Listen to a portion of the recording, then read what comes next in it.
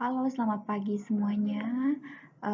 Baiklah, pada pertemuan kali ini kita akan membahas mengenai pemasaran pariwisata. Nah, pariwisata kalau kita lihat biasanya itu sebagai salah satu eh, produk layanan khusus. Jadi sebenarnya kalau yang namanya pariwisata, kalau kita bicara tentang pemasaran pariwisata itu biasanya yang dipasarkan itu adalah pelayanannya.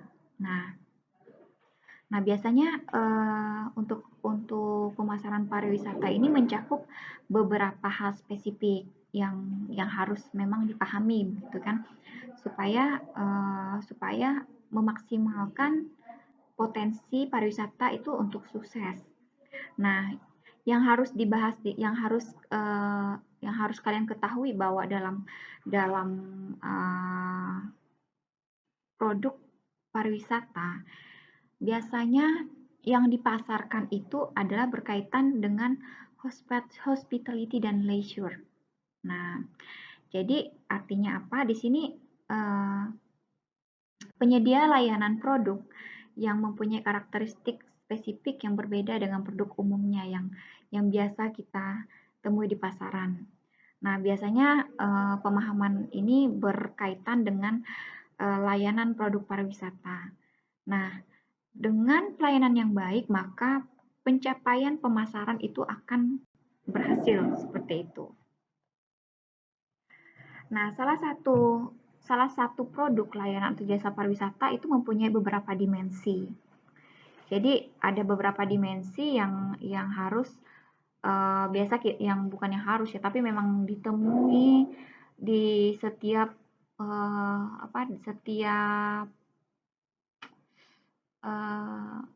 setiap hal yang berhubungan dengan pariwisata. Karena apa? Karena yang namanya pariwisata itu yang dilihat bukan bukan maksudnya yang dinikmati itu terkadang jarang sekali produk, tapi lebih ke layanan. Nah, yang pertama mengenai intangibility. Jadi, yang dimaksud di sini adalah produk atau produk jasa atau layanan yang ditawarkan bukan berarti produk ya dia, tapi lebih ke tidak berbentuk nyata begitu ya. Kemudian tidak berbentuk nyata.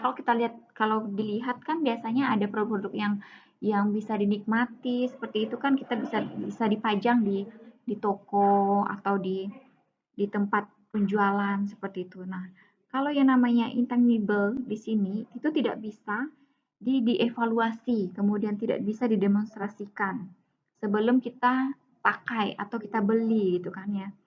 Nah, sebaliknya kalau misalnya yang berupa produk kayak misalnya mobil, komputer, handphone, pakaian itu kan kita dapat kita coba dulu sebelum membeli seperti itu. Nah, biasanya produk pariwisata itu ini berkaitan dengan jaminan keamanan dan ketepatan oleh perusahaan penerbangan atau transportasi. Jadi lebih ke kenyamanan, kemudian pelayanan, kemudian bagaimana fasilitasnya, akomodasi dan seterusnya. Jadi apa ya? Kayak misalnya ini ya, tiket pesawat gitu kan, kayak hotel itu kan kita tidak bisa coba dulu nih, tapi kita harus beli dulu baru kita bisa rasakan. Nah, ini yang dimaksud dengan intangibility. Kemudian selanjutnya traceability. Jadi yang dimaksud dengan traceability ini di mana produk jasa atau layanan pariwisata itu tidak seperti barang-barang pabrik dan tidak bisa disimpan untuk dijual di kemudian hari gitu, tidak bisa. Nah, contohnya itu misalnya tempat tidur hotel, kursi pesawat, seperti yang saya sampaikan tadi. Itu tidak bisa dijual dalam periode tertentu. Kalau misalnya apalagi kalau sudah lewat masanya, itu tidak bisa diapa-apakan. Nah, hal seperti inilah menyebabkan industri pariwisata itu memiliki risiko yang sangat tinggi. Karena apa? Karena pemasar dalam industri pariwisata itu harus mengkombinasikan antara kebijakan harga dan promosi. Kemudian apalagi kalau misalnya di momen-momen tertentu begitu kan. Jadi kalau misalnya antara konsumennya, misalnya untuk mereka untuk nginap itu sepi, kemudian penerbangan sepi, ini juga akan menyebabkan kerugian besar bagi penyedia jasa perhotelan maupun maskapai-maskapai yang ada seperti itu. Nah, ini bagaimana caranya mereka bisa apa namanya mengimbangi antara penawaran dan permintaan seperti itu. Kemudian untuk yang ketiga itu ada namanya inseparability. Nah, jadi produk jasa pelayanan seperti pariwisata ini biasanya merupakan produk yang dibentuk dari berbagai produk pendukung yang terpisah-pisah, misalnya mulai dari tour and travel-nya, kemudian maskapai penerbangannya, hotel, restoran, dan sebagainya. Jadi hal yang demikian mengandung resiko. Karena apa? Karena setiap produk tersebut itu apa ya, produk pendukung gitu loh. Maksudnya tuh digerakkan oleh organisasi yang berbeda dengan juga memiliki standar kualitas pelayanan yang berbeda. Jadi maksudnya seperti ini ya, terkadang ada salah satu layanan yang menyediakan tempat apa namanya sarana untuk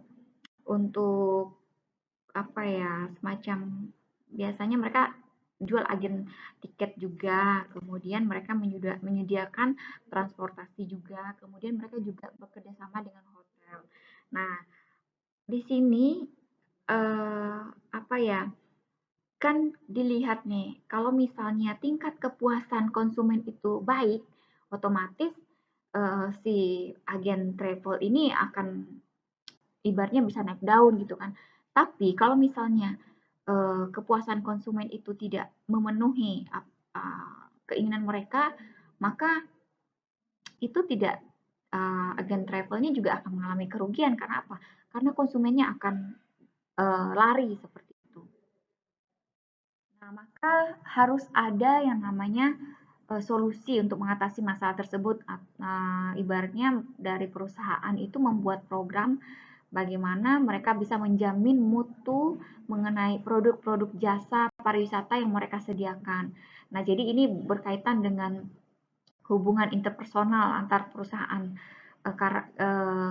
karyawan yang penyedia layanan dan yang berhubungan langsung untuk menentukan kepuasan konsumen tadi. Jadi penjaminan mutu pelayanan itu sangat penting karena apa? Karena itu menjadi dasar keunggulan dari apa ya keunggulan dari perusahaan tersebut gitu kan karena apa karena semakin baik pelayanannya otomatis kan konsumen juga akan senang untuk apa namanya mereka menggunakan jasa layanan dari perusahaan tersebut gitu kan. Nah, seperti itu. Nah, selanjutnya di sini dikatakan bahwa pemasaran itu sebagai sebuah proses. Jadi yang namanya pemasaran bukanlah alat untuk mencapai tujuan saja, tapi juga sebuah proses yang berkelanjutan. Karena apa? Karena ini akan berorientasi pada hubungan aktivitas yang saling terkait gitu dan terintegrasi.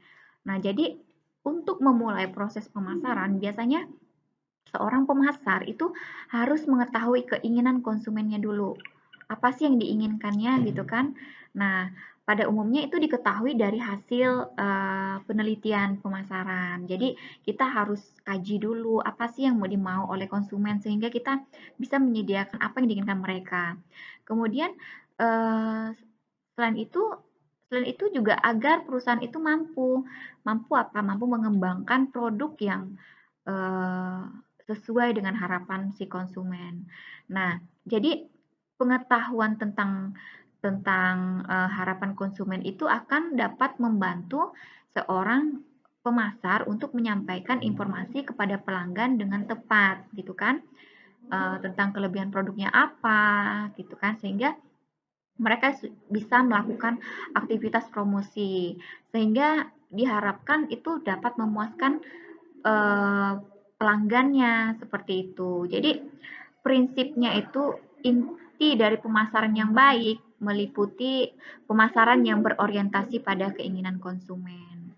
Nah, jadi seperti yang disampaikan bahwa kalau biasanya kalau kita bicara tentang pemasaran pariwisata itu kita akan berkaitan dengan bauran pemasaran. Nah, tadi kalau kita bicara tentang bauran pemasaran, nah bauran pemasaran ini, bauran pemasaran yang baik dalam pemasaran pariwisata itu mengacu pada berbagai komponen atau instrumen yang dapat digunakan untuk mempengaruhi konsumen. Nah, biasanya bauran pemasaran tradisional itu dikenal terdiri 4P ya. Jadi 4P itu tidak maksudnya sudah kalian tahu lah gitu dan tidak asing lagi di telinga anak-anak kewirausahaan. Kemudian 4P itu apa saja sih? Jadi 4P itu terdiri dari produk, price, place, promotion. Nah, kemudian yang selanjutnya dari 4P itu membentuk faktor-faktor keputusan kunci dalam setiap rencana pemasaran. Nah, kemudian ditambah lagi 3P yang menjadi faktor keputusan penting di bidang pariwisata. Nah, 3P tambahan itu terdiri dari people, physical evidence, dan proses. Nah, jadi hal inilah yang harus diperhatikan seperti itu. Nah, kalau kita bicara prinsip inti dari pemasaran itu seperti saya garis bawahi, jadi prinsip inti dari pemasaran itu dari apa saja sih? Jadi pemasaran yang baik itu pemasaran yang berorientasi pada keinginan konsumen, kemudian segmentasi pasar yang tepat dan bauran pemasaran yang sesuai dengan siklus hidup produk. Nah, tadi saya sudah bicara sedikit tentang bauran pemasaran dan saya akan jelaskan mengenai siklus hidup produk. Jadi yang tidak kalah penting di sini adalah bagaimana prinsip siklus hidup produk yang menunjukkan bahwa semua produk yang melewati berbagai fase kehidupan, yaitu mulai dari fase pengenalan, fase pertumbuhan, fase kematangan, ataupun fase penurunan. Nah, jadi biasanya pada pemasaran tradisional, pemasaran itu hanya berfokus pada pelanggan eksternal saja. Jadi tidak terlalu diperhatikan begitu kan. Tapi kalau misalnya kita menggunakan pemasaran yang modern, ini akan berfokus pada dua hal, jadi eksternal dan internalnya. Nah, jadi kita juga harus menyadari bahwa dalam melakukan pemasaran, hal yang tidak kalah penting itu adalah bagaimana hubungan kegiatan manajemen untuk memberikan perhatian yang lebih besar untuk masyarakat dan lingkungannya. Jadi sehingga ini disebut juga dengan CSR atau Corporate Social Responsibility. Nah, jadi kalau misalnya kalian biasa dengar CSR itu yaitu berkaitan dengan bagaimana kegiatan pariwisata itu harus memperhatikan lebih besar itu memperhatikan masyarakat dan lingkungannya. Nah, itu maksudnya. Nah, selanjutnya kita akan masuk di apa saja sih elemen-elemen pemasaran dalam pariwisata. Nah, yang pertama itu elemen permintaan pasar. Elemen permintaan pasar ini berkaitan dengan berapa sih jumlah orang yang akan berkunjung di suatu lokasi tersebut. Kemudian elemen biro perjalanan ini berkaitan dengan agen-agen travel yang membuka jasa-jasa untuk memfasilitasi kegiatan pariwisata, misalnya seperti agen tiket, kemudian yang namanya Ateng Tour, apalagi itu ya, masih banyak lah pokoknya. Nah, kemudian yang selanjutnya adalah elemen lembaga-lembaga pariwisata pada destinasi. Nah, ini berkaitan misalnya dengan Kementerian Pariwisata, kemudian Dinas Pariwisata di setempat seperti itu. Kemudian elemen penawaran ini berkaitan dengan apa saja fasilitas yang ada. Kemudian untuk menunjang pariwisata tersebut. Kemudian elemen fisik dan aksesibilitas. Nah, ada tidak transportasinya, kemudian bagaimana akses menuju tempat pariwisatanya, bagaimana akses untuk penginapan, dan sebagainya. Jadi, ini elemen penting dalam pemasaran pariwisata. Kelima elemen yang saya sebutkan tadi itu disebut dengan produk destinasi pariwisata terintegrasi. Nah, maksudnya seperti itu. Kemudian, elemen pemasaran yang dimaksud digambarkan, maksudnya yang sudah saya jelaskan di atas itu akan saya jelaskan lebih rinci lagi melalui gambar berikut. Nah, kalau kalian lihat di sini pada gambar ini, itu dapat dijelaskan bahwa bauran pemasaran itu terdiri atas berbagai kombinasi yang terintegrasi, yaitu adanya kesigapan antara pengelola destinasi pada perjalanan wisata, kemudian tour travelnya atau tour operatornya, adanya agen perjalanan dan sejenisnya. Kemudian adanya pengelola destinasi pada tingkat nasional ataupun lokal ya. Kemudian adanya daya tarik destinasi, yaitu adanya aktivitas, kemudian objek wisatanya apa, kemudian ada akomodasi, kuliner, dan sebagainya.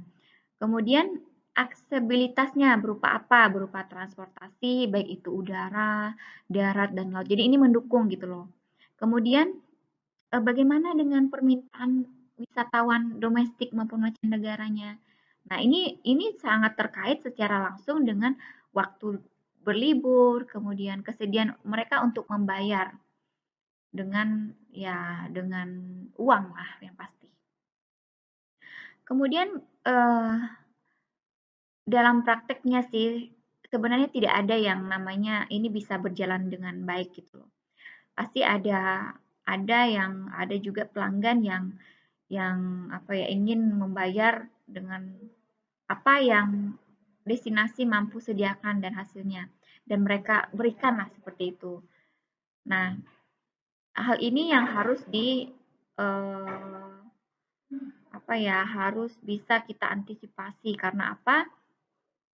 Pada kenyataannya biasanya antara keinginan dan apa yang diinginkan, apa yang diharapkan konsumen itu harus kita penuhi gitu, dan itu menjadi kepuasan bagi konsumennya.